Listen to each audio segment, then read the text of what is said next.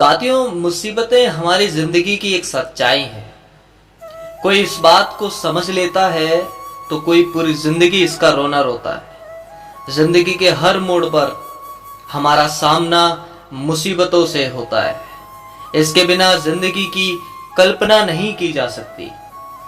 नमस्कार साथियों, मैं अनुभव सिंह आप सभी का स्वागत करता हूं। साथियों, आज की इस वीडियो में हम बात करेंगे कुछ ऐसे चंद लोगों के बारे में जिन्होंने मुसीबतों का सामना करते हुए अपनी जिंदगी को एक नई दिशा देने का काम किया और वो सफल भी हुए।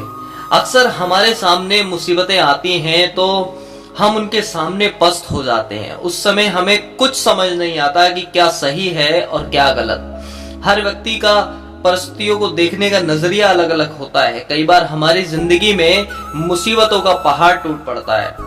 उस कठिन समय में कुछ लोग टूट जाते हैं तो कुछ संभल जाते हैं। इंसान किसी भी प्रॉब्लम को दो तरीकों से देखता है।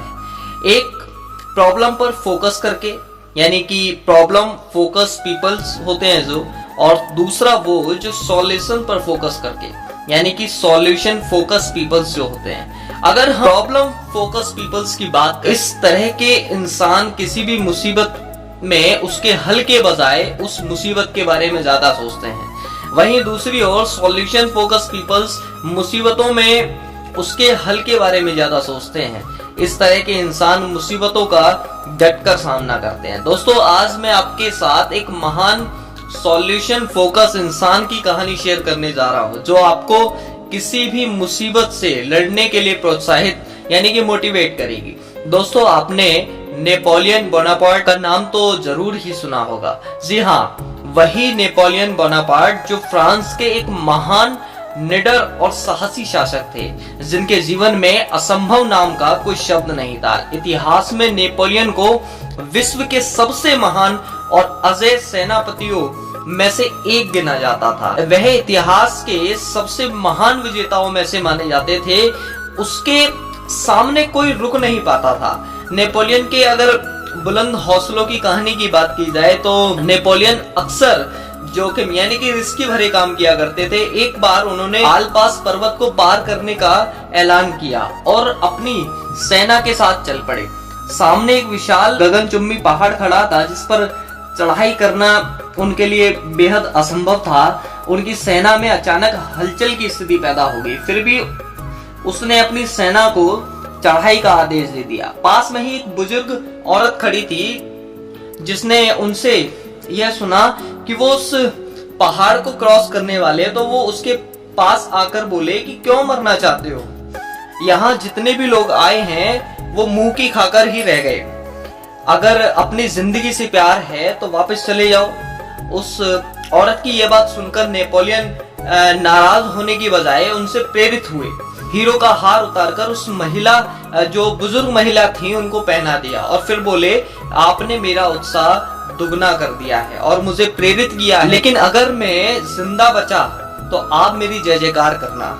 साथियों, उस औरत ने नेपोलियन की यह बात सुनकर कहा, तुम पहले इंसान हो जो मेरी बात सुनकर हताश और निराश नहीं हुए।